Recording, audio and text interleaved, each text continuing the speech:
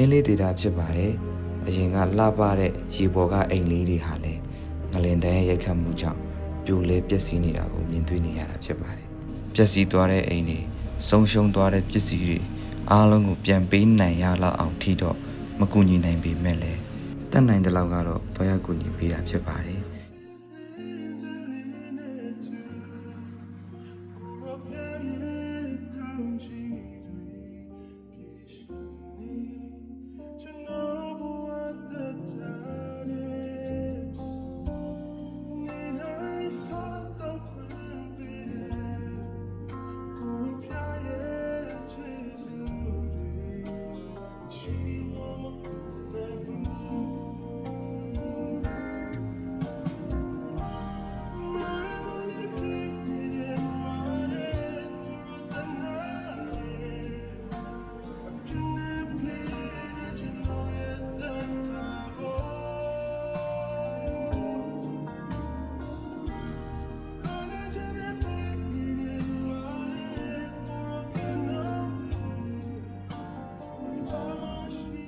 လက်ခံရယူတဲ့သူကလည်းအချက်နဲ့သိက္ခာရှိတာမို့